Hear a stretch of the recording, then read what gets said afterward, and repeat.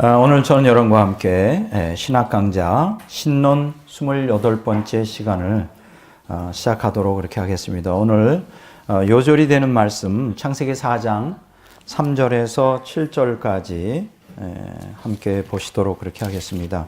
창세기 4장 3절에서 7절까지입니다. 제가 읽겠습니다.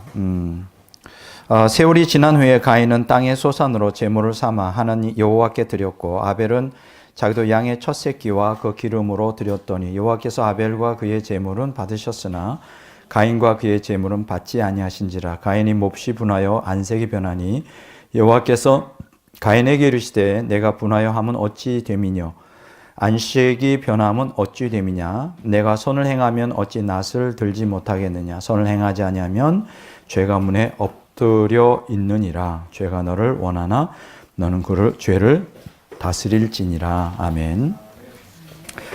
저는 계속해서 그 원시 복음 안에 있는 초림하실 구속주라는 제목으로 이제 오늘 계속 말씀을 증거하게 되겠는데요.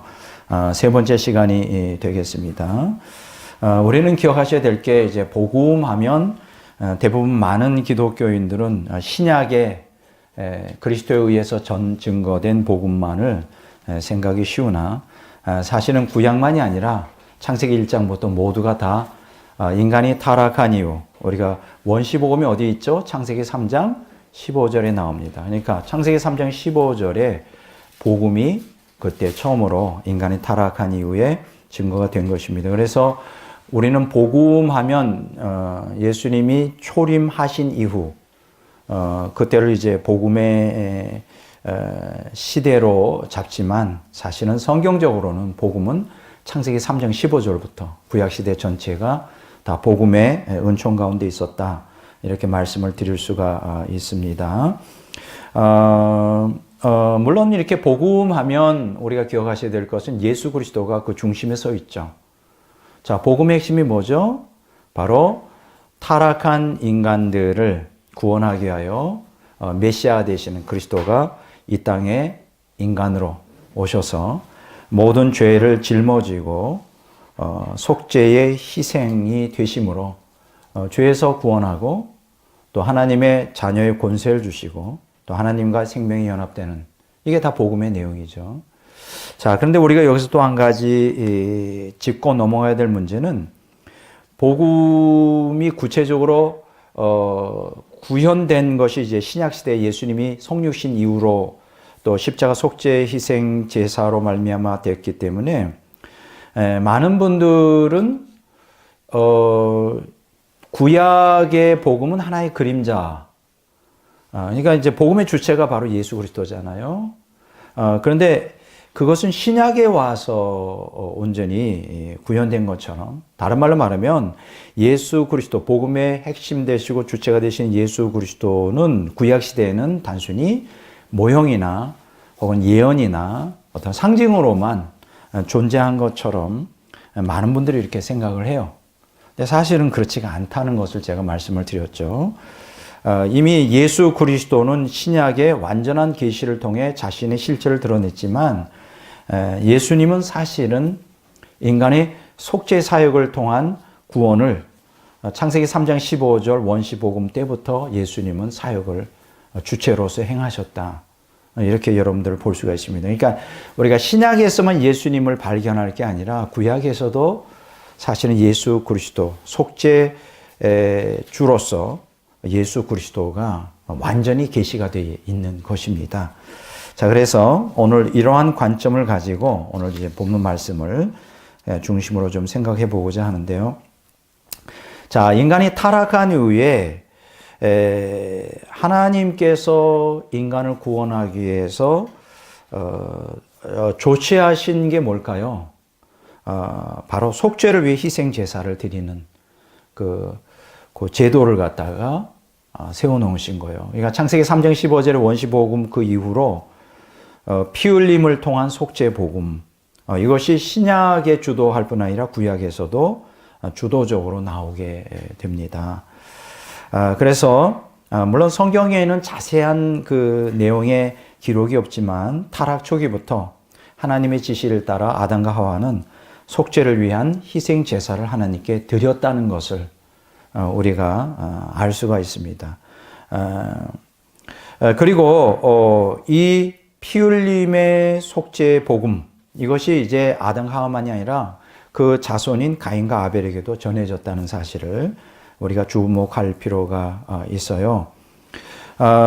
그래서 아담과 하와는 죄 용서함을 받고 하나님께 나아가기 위해서 반드시 희생 제사를 드려야 한다는 하나님의 명령을 본인 스스로가 행했고, 더 나아가서 그의 자손들인 가인과 아벨에게도 기회가 있을 때마다 아마 교육을 했을 거라는 것을 우리가 알 수가 있습니다. 자, 그런데 이제 이러한 기조를 갖고 이제 우리가 성경을 연구하려고 할 때 우리가 자칫 잘못하면 잘못 해석하기 쉽습니다. 그러니까 저의 신학자로서의 사명은 그동안 개신교 안에서 당연시 그렇게 해석되어졌던 부분들, 그것들이 잘못되었을 때는 제가 이제 그걸 수정하기 위한 그런 작업들을 과거에도 했었고 지금도 앞으로도 할 것인데, 가장 그 구약 시대에서 속죄 희생 제사에 대해서 잘못 해석되어지는 부분이 바로 창세기 4장 3절에 7절에 있는 말씀이에요.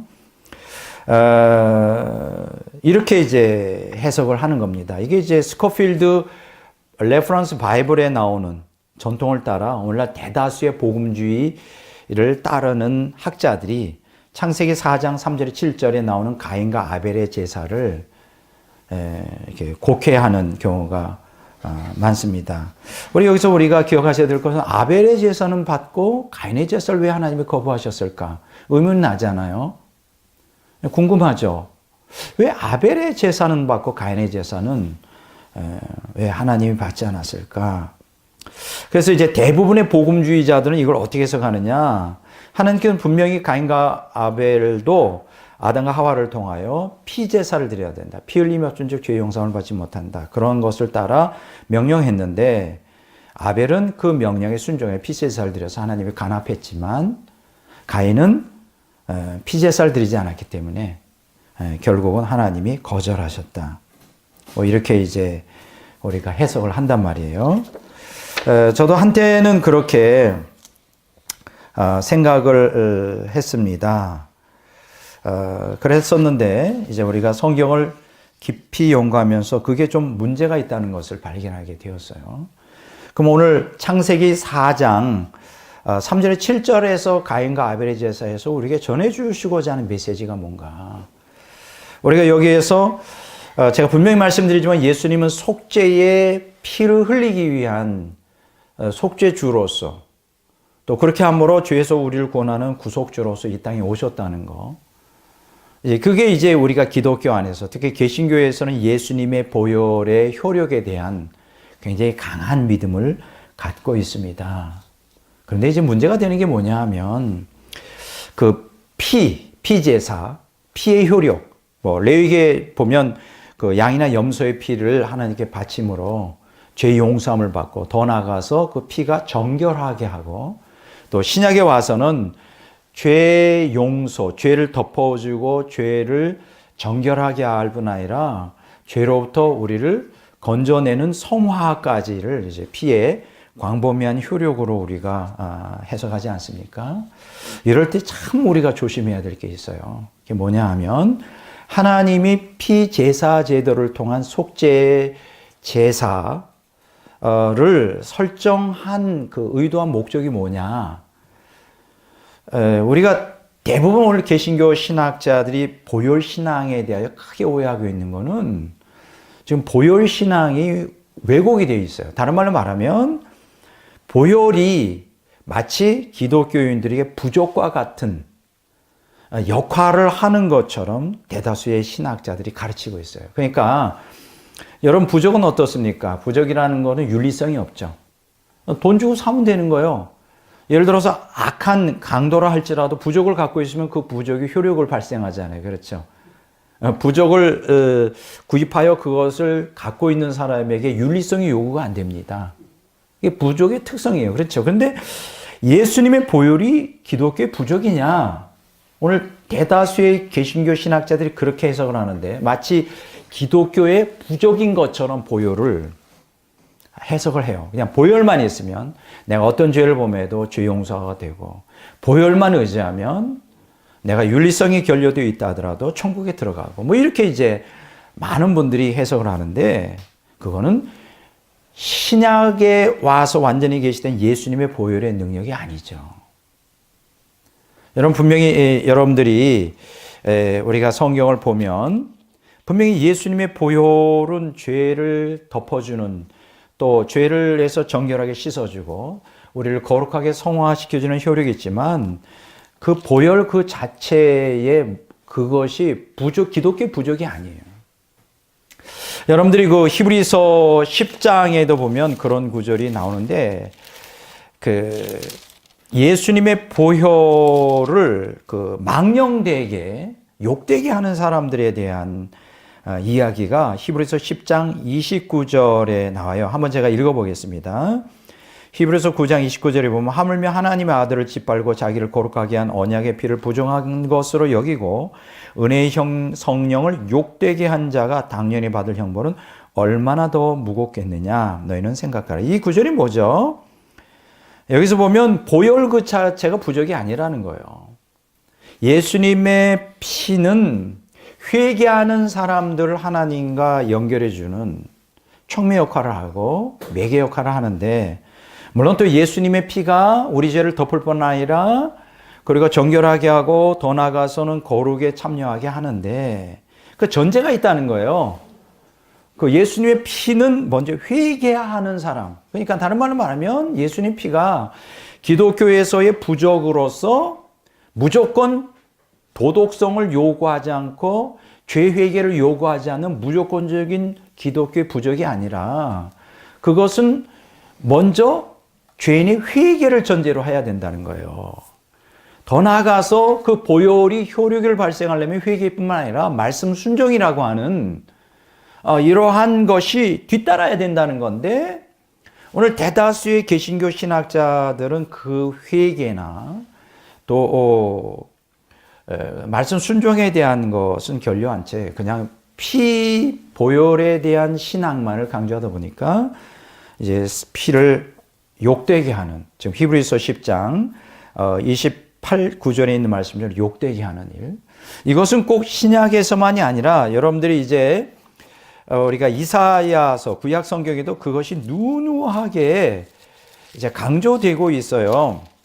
하나 예를 들어 보면 이사야서 66장에 보면 66장 3절에 보면 이런 말씀을 하죠. 소를 잡아 드리는 것은 살인함과 다름이 없이 하고 어린 양으로 제사를 드리는 것은 개의 목을 꺾음과 다름없이 하며 드리는 예물은 돼지의 피와 다름없이 하고 분향하는 것은 우상의 을 찬송함과 다름없이 행하는 그들은 자기 길을 택하며 그들의 마음은 가증한 것을 기뻐한즉 나 또한 유혹을 그들에게 택하여 주며 그들이 무소하는 것을 그들에게 임하게 하리니 이는 내가 불러도 대답하는 자가 없었으며 내가 말하여도 그들이 듣지 아니하고 오직 나의 목전에서 악을 행하며 내가 기뻐하지 아니하는 것을 택하였음이라 하시니라. 이게 무슨 말씀이죠? 이때 당시의 유대인들은, 이스라엘 백성들은 피를 부족처럼 생각했던 거죠. 오늘 개신교 신학자들이 그렇게 생각하는 것처럼 아니라는 거예요. 회개함 없이 말씀 순종 없이 피만 의지하는 거는 뭐예요? 소를 잡아들이는 것이 살인하는 것과 같고, 그렇죠. 개의 목을 꺾은 것과 같아. 야, 보세요. 돼지 피를 바름과 다름이 없다 그랬어요. 그러니까 오늘 우리가 성경이 속죄의 피제사를 드린 의미와 목적은 회개를 전제하고 그 다음에 말씀 순종이 뒤따라야 된다는 이 신구약 성경에 이 균형 잡힌 메시지가 있는데, 오늘 창세기 4장 3절 7절에 나오는 말씀도 똑같은 패턴이에요. 오늘 대다수의 개신교 신학자들이 왜 이것을 가인은 피제사를 안 드려서 하나님이 받지 않고 아벨은 피제사를 드렸기 받았다 이렇게 해석할까요? 이게 이제 틀에 박힌 잘못된 보혈 신앙을 부적 신앙처럼 오해하는 데서, 하나님은 피만 받는 게 아니에요. 하나님은 우리의 마음을 받습니다. 그것을 알 수 있어요. 자, 그러면 여기서 한 가지 질문이 있습니다. 가인의 제사를 왜 안 받았을까? 두 번째, 아벨의 제사를 왜 받았을까? 자, 여기 보면요, 여러분들이 그 창세기 4장 여기 제물이라고 나와 있잖아요. 여기 보면 가인은 땅의 소산으로 제물을 삼아 여호와께 드렸다. 이게 제물이라는 단어. 아벨은 자기도 양의 첫 새끼와 그 기름으로 드렸으니 여호와께서 아벨과 그의 제물을 받았다. 이게 제물이라는 단어가 나옵니다. 그러니까 가인의 제물, 아벨의 제물. 이 제물이라는 단어가 히브리어 단어로는 민하라 그래요. offering이라고 번역할 수 있죠. 여기 민하라고 하는 거는 어떤 봉헌물이에요. 하나님께 바치는 봉헌물. 이제 말라기서 1장 12절 14절에 나오는데, 근데 이 민하라고 하는 이 봉헌물은 반드시 피만 의미하는 게 아니에요. 피제사만 의미하는 게 아니라 각종 하나님께 드리는 제사, 다른 말로 말하면 짐승 제사뿐만 아니라 곡물 제사도 함께 포함되는 포괄적인 개념이에요. 그러니까 가인은 피제사를 안 드려서 하나님이 간압을 안 하시고 아벨은 피제를 드려받았다는 그것이 이 본문에는 통하지 않는 거예요. 어떤 제물이든 하나님께 드리는 제물이든 하나님 다 받으시는 거예요. 그래서 이 민하라고 하는 가인의 제물, 아벨의 제물 할 때 이 제물이 민하인데 이 민하가 레위기 2장에 보면 소제라고 하는 단어에 적용이 됩니다. 그러니까 피제사도 민하고 소제가 뭡니까? 밀 어퍼링이라고 그러죠. 이런 밀을 갖다가 갈아가지고 그것을 갖다가 뭐 떡으로 이렇게 빚어가지고 하나님께 바치는 거. 그럼 피제사가 아니잖아요. 소제잖아요. 그것도 하나님 받으셨다는 거예요. 그러니까 자, 여기서 결론이 뭡니까? 가인의 제사를 거부하고 아벨의 제사를 받은 이유가 뭐냐면 피가 없어서 그거가 성립이 안 된다는 거예요. 그러니까 오늘 우리 피제사가 너무나 중요한 속죄 희생 제사가 오늘 하나님 죄인인 인간이 하나님 앞에 회개하고 말씀 순종하기에 나아가기 위한 전제는 되지만 그런 모든 그 피제사의 구도로 신구약 성경을 해석하면 안 된다. 굉장히 중요한 의미를 우리에게 가져다 주고 있습니다. 자, 그러면 다시 한번 질문합니다. 왜 가인의 제사는 안 받으시고 아벨의 제사가 받았을까? 여기 이제 4장 4절에 보면 그 힌트를 얻을 수가 있어요. 우리가 성경을 보면 문맥을 잘 보면 거기에 답이 나와요. 4장 4절에 아벨은 자기도 양의 첫 새끼와 그 기름으로 드렸더니 여호와께서 아벨과 그 제물은 받으셨으나. 자, 여기 첫 새끼가 뭘까요? 베코라라고 그러는데 이거는 처음 난 것이에요. 그것만 아니라 가장 좋은 것. 그러니까 아벨은 첫 새끼를 그냥 드린 게 아니라 그 중에서도 가장 좋은 것, 정성을 다했다는 거죠. 오늘 예배가 그냥 피만 하나님께 드린다고 하나님 피를 좋아하시니까 받는 게 아니라 우리의 정성을 다하는 예배가 되어야 돼요. 그러니까 여기서 정성 다하는 게 몸과 육체를 다하여 진심으로 여러분. 우리도 인간도 그렇잖아요. 어떤 사람 아주 정말 귀한 분을 우리가 뭐 집에 초대한다 할 때 최선을 다하지 않습니까? 뭐 집도 청소하고 그렇죠? 뭐 정성을 다하잖아요. 정성. 오늘 믿는 성도들에게도 이런 자세가 필요하다는 거예요. 그러면 아벨을 하나님 받으시는데 여기 보면 가장 좋은 것을 바쳤어요. 네, 가장 좋은 거. 저 같은 경우에는요, 제가 이제 누구를 물건을 주거나 뭘 줄 때 저는 절대로 내가 가지고 있는 것 중에 최고를 줍니다. 가장 좋은 것을 줘요. 그냥 버리려고. 어떤 사람들은 누구에게 뭐 구제를 하거나 누구에게 물건을 줄 때도 막 잘 안 좋은 거를 막 주는 사람도 있는데 그건 차라리 주는 것보다 안 주는 게 낫죠. 주고도 욕을 먹어요. 주고도 욕을 먹습니다. 가장 좋은 것을 줘야 돼요. 하나님도 마찬가지죠. 우리의 가장 소중한 것을 그걸 줄 때 나이가 엄청 희생이 되고 손해가 되고 가슴이 아플 정도로 찢어지는 그 사랑이라는 게 그거거든요. 사랑이라는 건 아픔을 동반하는 거예요. 아픔이 없는 사랑, 그거는 일시적인 감정적인 사랑에 불과하지. 정말 사랑이라는 거, 하나님 우리가 사랑하잖아요. 정말 그 인간을 사랑하잖아요. 자기의 가장 소중한 걸 드립니다. 근데 거기에 그 소중한 걸 드릴 때 그 옛사람에게서 떨어져 나가는 그 아픔 늘 느끼죠. 그게 진짜 사랑이거든요. 그 이연필 선생님에 대한 얘기가 우리에게 전해져요. 아픔을 느끼는 사랑에 대한 게, 그 이연필 선생님이 참 그 예수 그리스도를 본받는 삶을 살았는데요. 그 제자가 준호라고 하는 사람이 있었어요.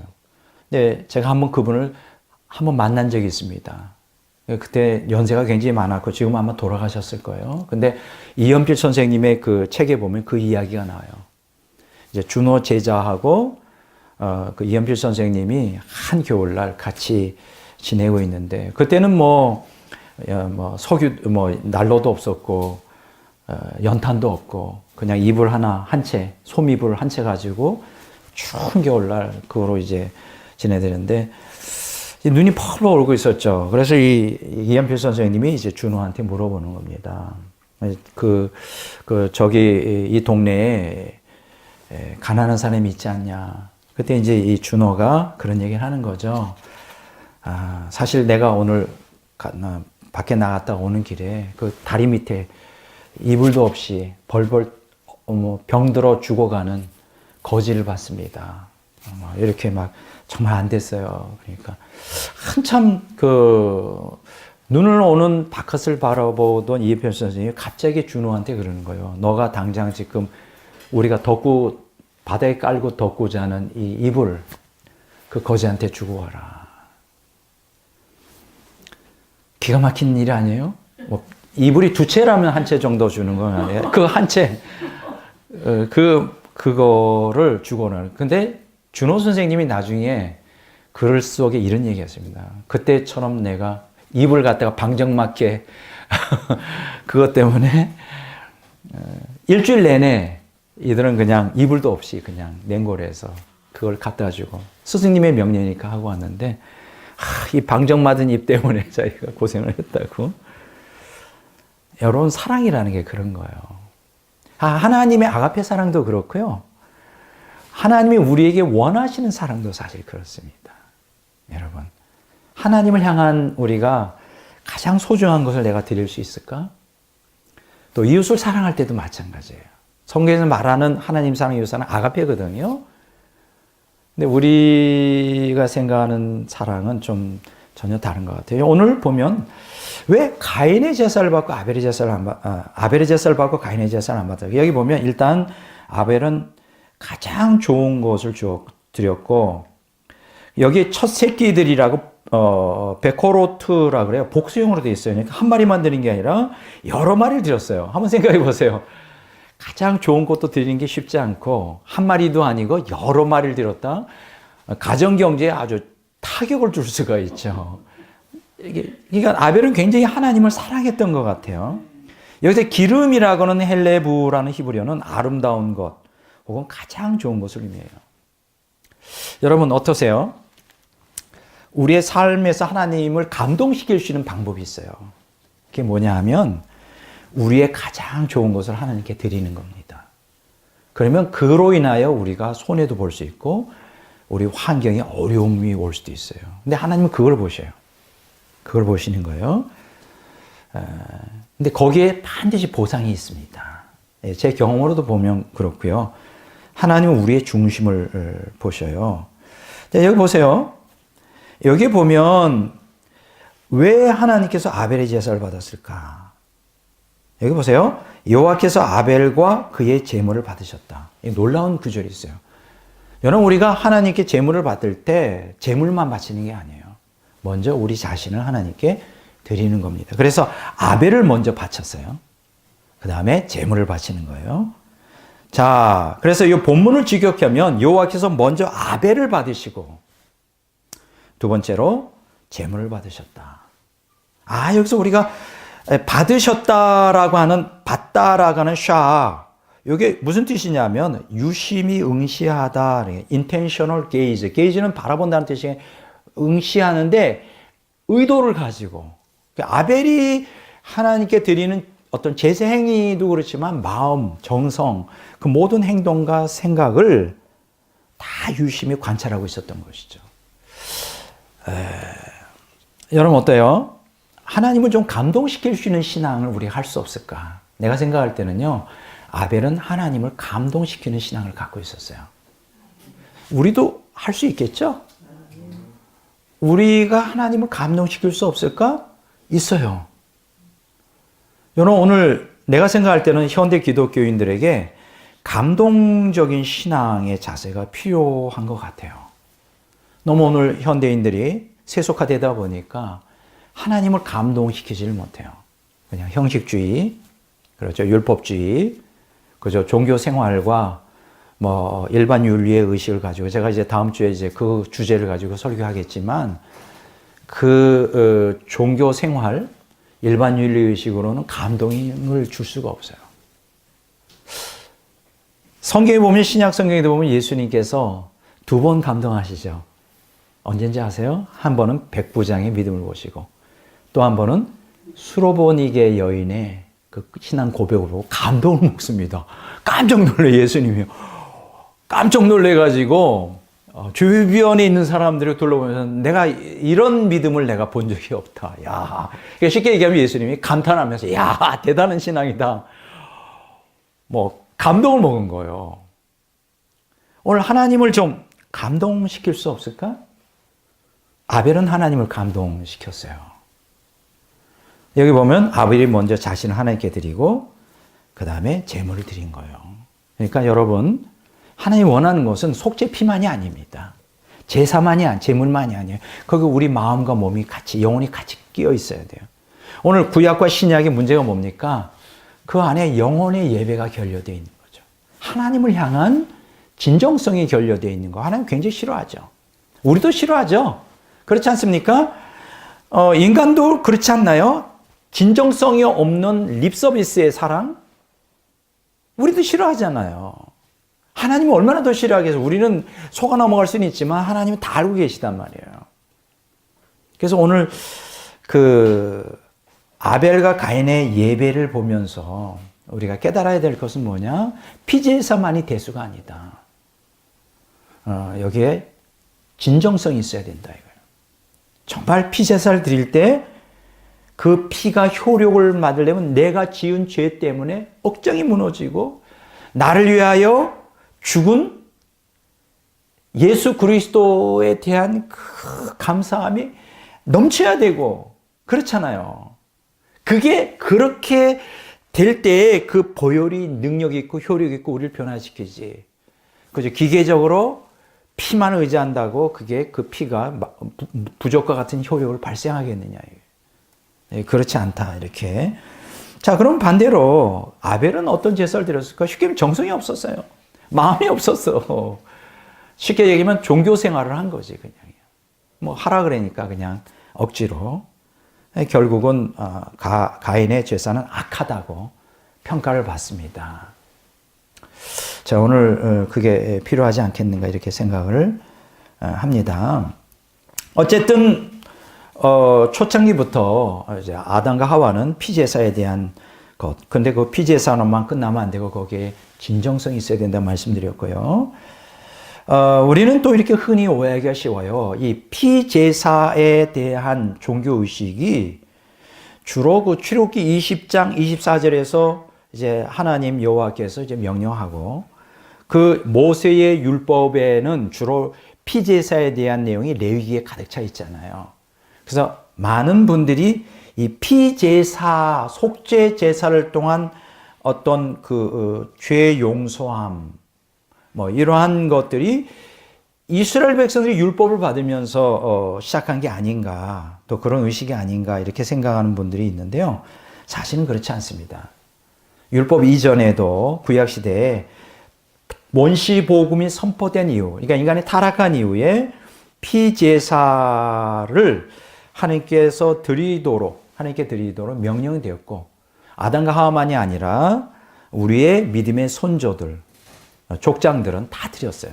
예를 들어서 아브라함, 이삭, 야곱이 다 피제사를 우리가 신앙의 전통을 따라 드렸어요. 이게 보면 창세기 8장 20절, 12장 7절, 8절, 13장 4절, 18절, 22장 9절, 26장 25절, 33장 20절, 35장 1절, 3절, 7절에 보면 아브라함, 이삭, 야곱이 제단을 쌓았다는 단어가 나와요.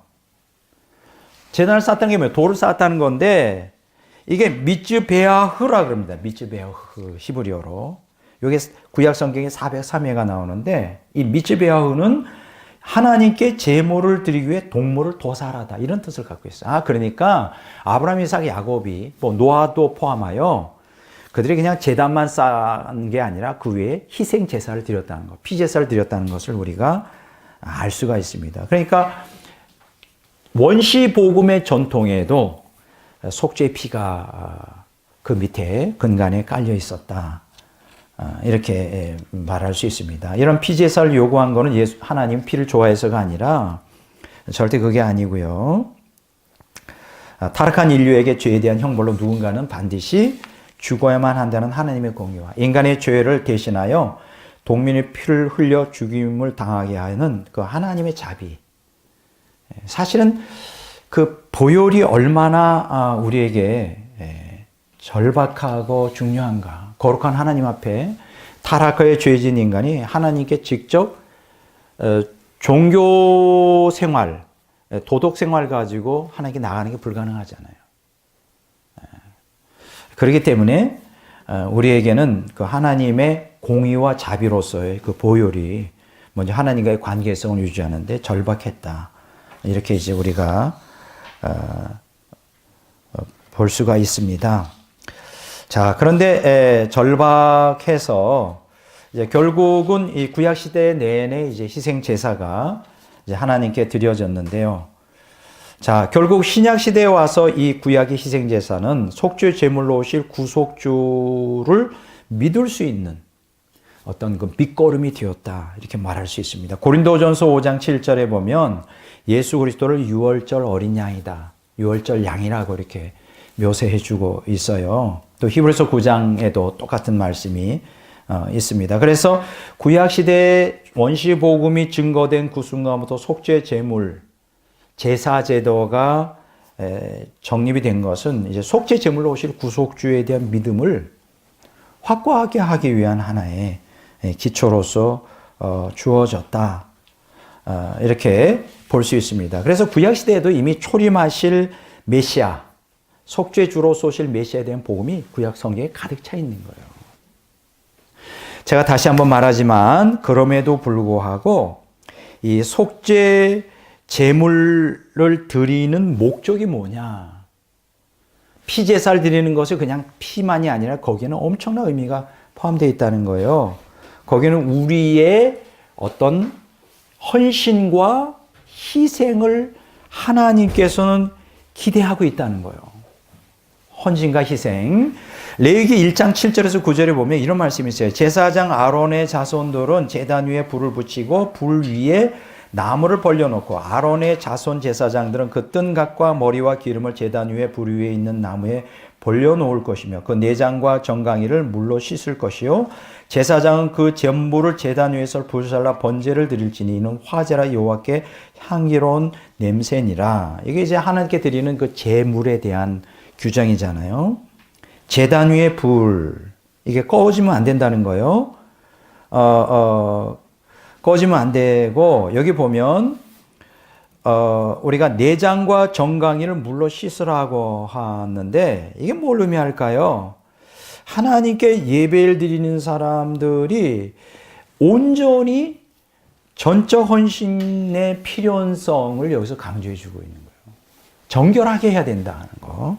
그리고 여기서 번제를 드린다는 건 온전히 자기를 하나님께 희생 제물로 바치는. 그러니까 우리는 기독교에서 지금 문제가 되는 게 뭐냐면 예수님이 속죄주로 희생 제물로 그냥 보혈의 피만 의지하는 그 신앙만이 아니라 어떤 그게 아니라 우리 스스로도 그 제물을 피제사를 드리는 입장에서 우리 스스로도 온전히 하나님께 헌신된 자세, 그렇게 희생 제물이 완전히 피를 흘려 또 그것을 모든 전부 그렇죠. 짐승의 머리, 정강이, 내장, 기름 이걸 불살라 번제로 씻어서 하는 어떤 정결하게 해서 하나님께 바쳐지는 뭐 이런 것들이 그 피제사 안에는 다 들어가 있다는 거예요. 근데 오늘 개신교에서 뭐가 문제죠?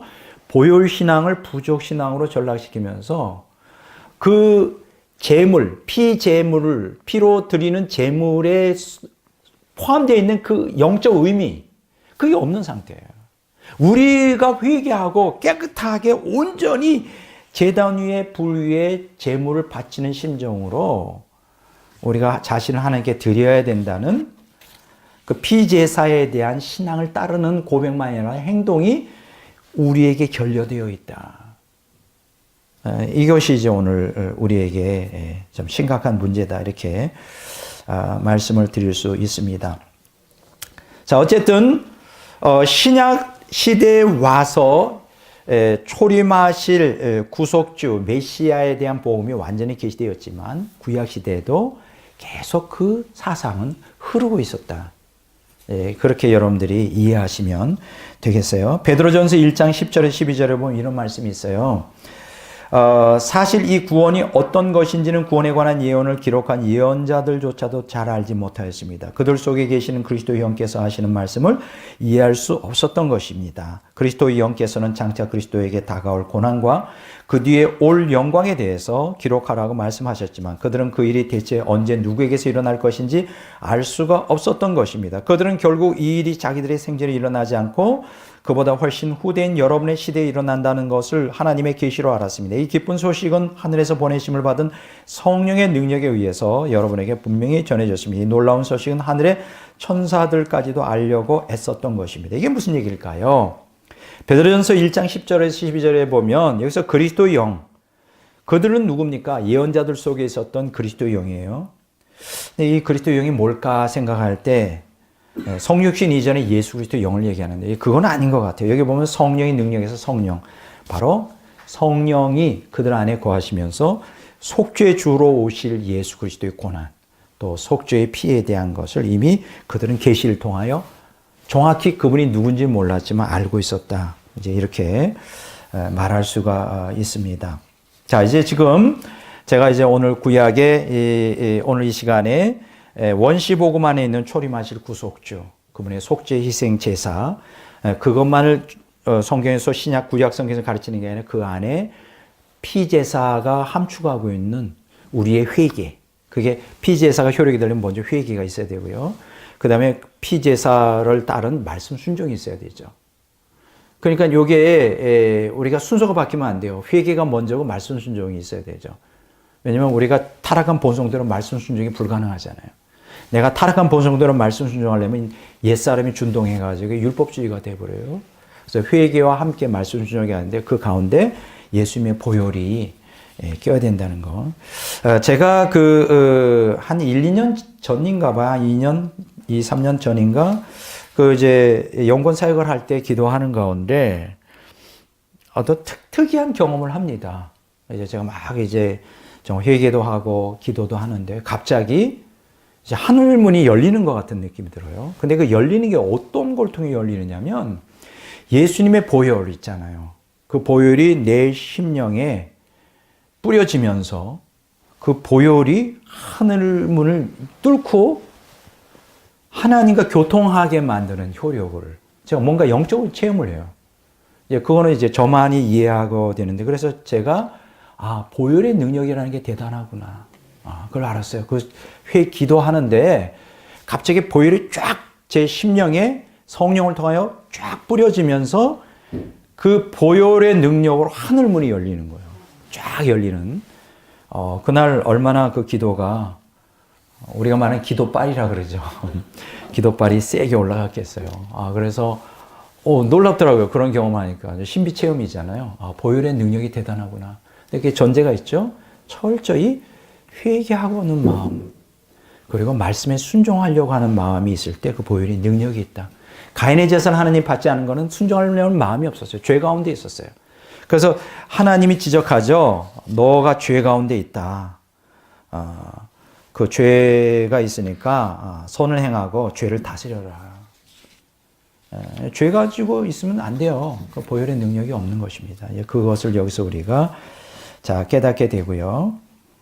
자, 여기 제가 오늘 두 번째로 다루고자 하는 것은 구약 시대의 믿음을 통한 칭의와 순종을 통한 성화. 제가 지난번에도 그거 가지고 우리가 칭의 중심의 신앙만 가지고는 안 되고 성화 중심의 신앙도 가져야 된다.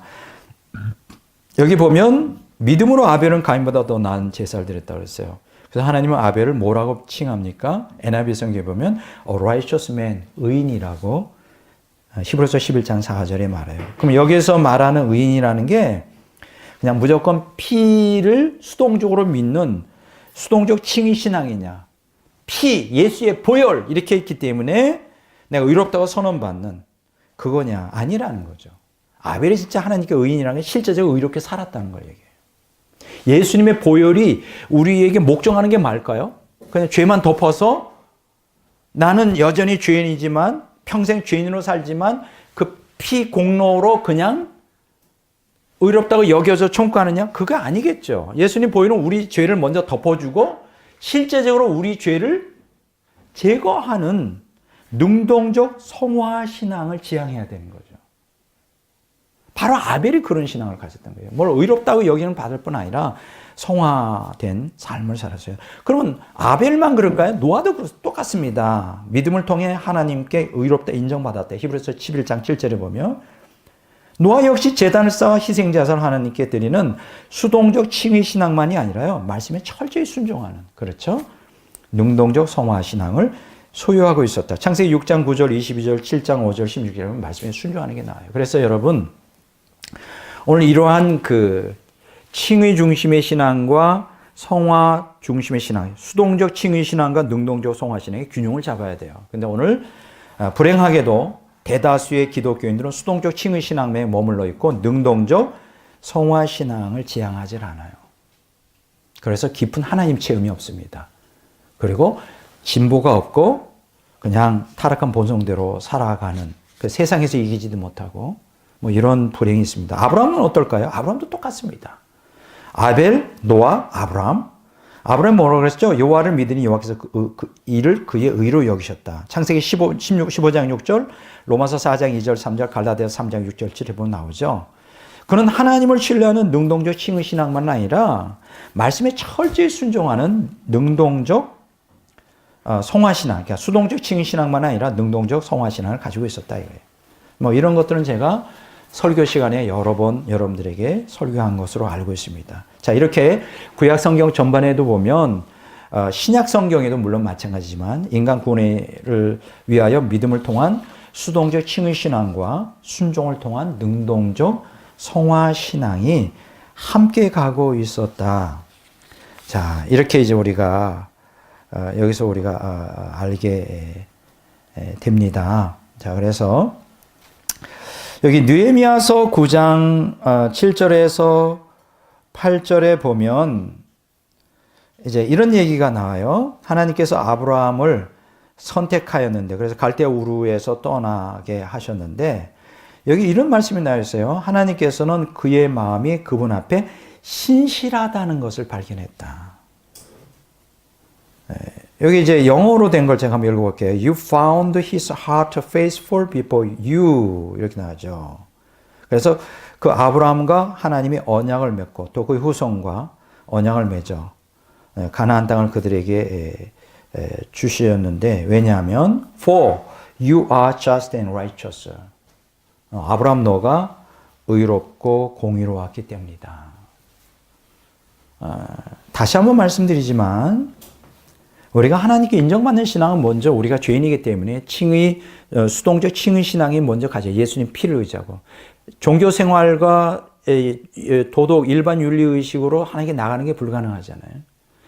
그거는 전적으로 타락이기 때문에 종교 생활은 우리를 우상 숭배로 이끌고요. 하나님 왜곡된 짝퉁 하나님으로 변질시키고 일반 윤리 의식은 그 나의 타락한 본성을 만족시키는 인간의 영광과 의로움으로 전개시켜요. 그래서 우리가 종교생활과 도덕 일반 윤리의식으로는 하나님께 나가는 게 불가능해요. 그래서 우리가 죄인인 걸 깨닫고 수동적 칭의 신앙을 통하여 보혈을 의지하는 신앙으로 나가야 되는데 거기서 끝나면 안 된다는 거죠. 능동적 성화 신앙으로 나가야죠. 말씀 순종으로 나가야 됩니다. 자, 이 아브라함이 바로 그런 신앙을 갖고 있었죠. 아브라함이 하나님께 충성된 것을 발견했다. 이 충성된이라는 네에만이라고는 히브리어인데 원형이 아만인데 신실하다, 오래 견디다, 확고부동하다. 그러니까 아브라함은 한번 하나님의 뜻대로 살고자 결정을 했으면 변하지 않았던 것 같아요. 변하지 않고 그냥 그 길로만 갔습니다. 창세기 15장 6절에 보면 아브라함이 여호와를 믿으니 여호와께서 이를 그의 공의로 여기셨다. 여기 믿으니에 속하는 외헤민이라고 하는 헬라어 단어는, 히브리어 단어는 원형이 아만에서 나왔죠.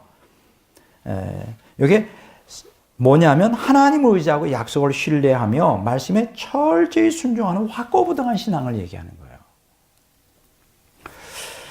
오늘 우리에게 요구되는 게 뭘까요? 여러분 어떻게 생각하세요? 지금 이 세상에서 살아가는 게 결코 쉬운가요?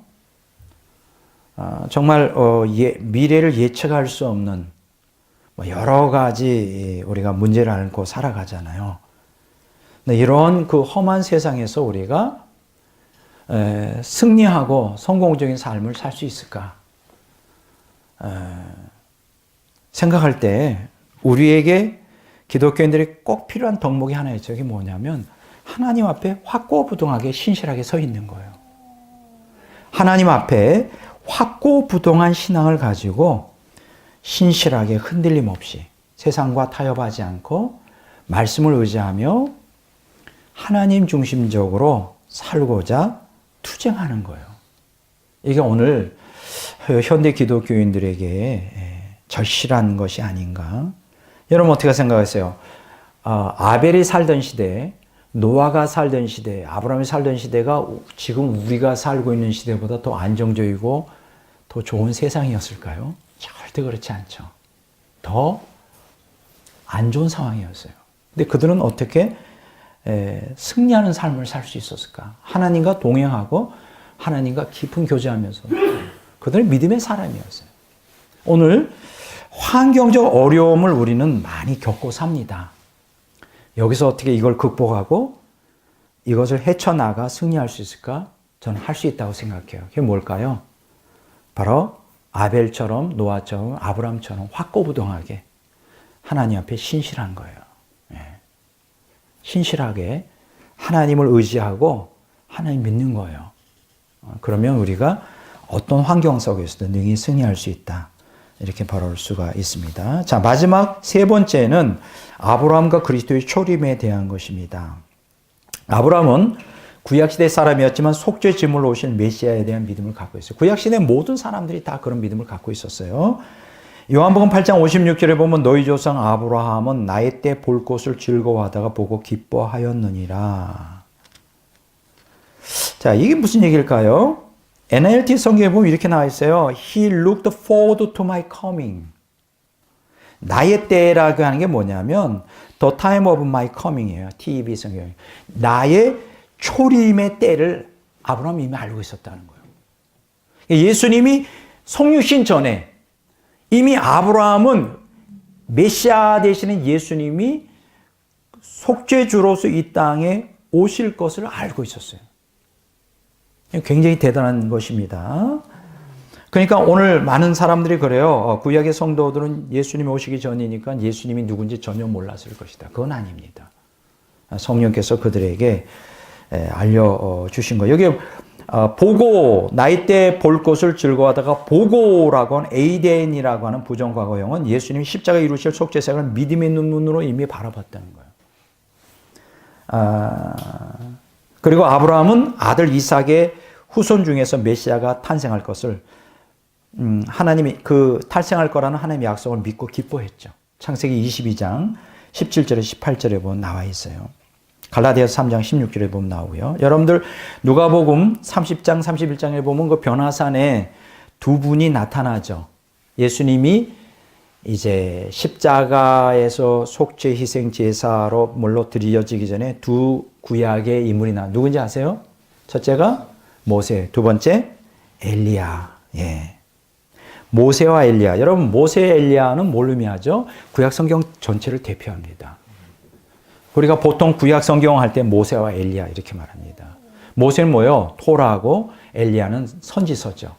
예, 토라와 선지서가 이게 이제 우리가 구약 성경 전체를 하는데 바로 누가복음 9장 30절에 31절에 보면 변화산에서 모세, 엘리야가 나타나요. 나타나서 무슨 얘기를 하고 있었을까? 예수님의 속죄의 죽음에 대해서 얘기하고 있어요. 이미 알고 있었다는 거죠. 모세와 엘리야는 속죄주로서 희생 제물이 되실 예수님은 이미 알고 있었던 거예요. 이걸 뭘 얘기할까요? 구약의 성도들도 메시아 되시는 예수님을 알고 있었다. 신약만이 아니라 이렇게 이제 우리가 볼 수 있고, 구약의 성도들도 메시아의 속죄사역에 대한 믿음을 소유하고 있었다. 여러분 보세요. 히브리서 11장 26절에 보면 이런 말씀이 있어요. 애굽의 모든 보화를 소유하는 것보다 장차 오시기로 약속된 그리스도를 위하여 고난받는 편이 훨씬 더 낫다고 믿었던 것입니다. 하나님께서 그에게 주실 큰 상을 더 바랐던 것입니다. 누구예요? 모세가 그랬다는 거죠.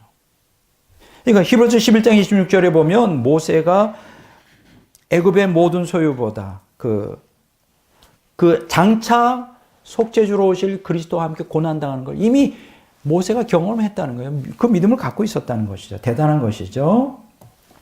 사도행전 10장 43절에 보면 이것은 모든 예언자들이 기록한 그대로입니다. 누구든지 예수를 믿는 사람은 그분의 이름으로 죄를 용서받을 수 있다고 그들이 증언하고 있지 않습니까? 누가 증언했다는 거요? 예언자들이 증언했다는 거죠.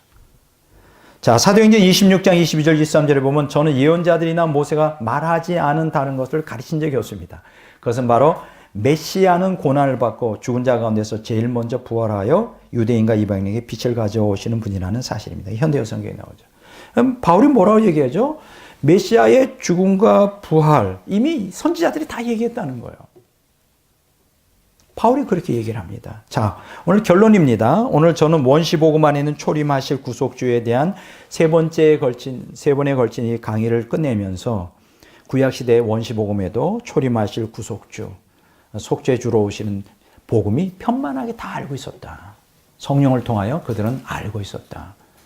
신약 성도만 알고 있었던 게 아니다. 그러니까 신구약 성경의 주인공은 예수 그리스도다. 근데 참 재미있죠?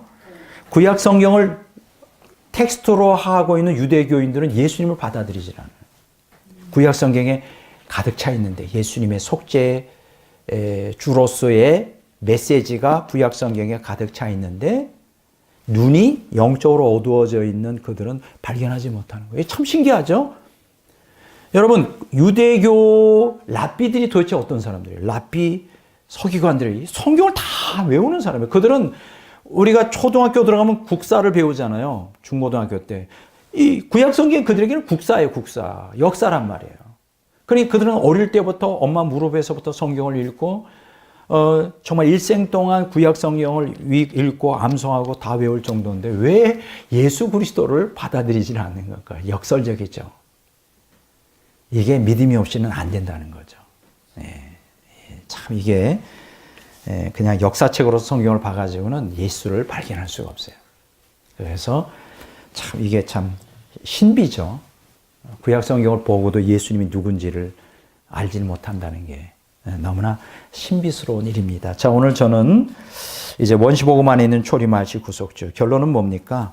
신약에만 복음이 있는 게 아니라 구약에도 복음이 있고, 신약에만 예수님이 속죄 희생제사에 대한 완전한 계시가 있는 게 아니라 구약에도 완전한 계시가 다 있다. 신구약 성경이 이렇게 서로 함께 협력하면서 복음을 증거하고 있다. 그러니까 우리가 신약 성경만 가지고 예수님의 복음을 증명하려면 안 돼요. 구약 성경에 가득 차 있어요.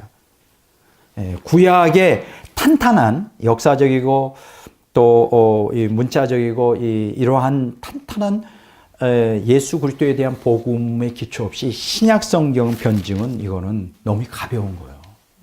근데 많은 기독교 목사들이나 신학자들은 구약 성경은 거의 그냥 참고로만 해요. 신약만 가지고 하려는데 이게 얼마나 기독교 복음을 약화시키는 손실인가. 그렇게 생각하면 안 됩니다. 신구약 성경을 같이 함께 이해해야 됩니다. 자, 오늘 이제 그렇게 끝내고 이제 다음번에는 뭐를 여러분들과 함께 나누고자 하냐면 원시복음 안에 있는 재림하실 심판주. 이 문제도 다음번에 다루도록 그렇게 하겠습니다. 우리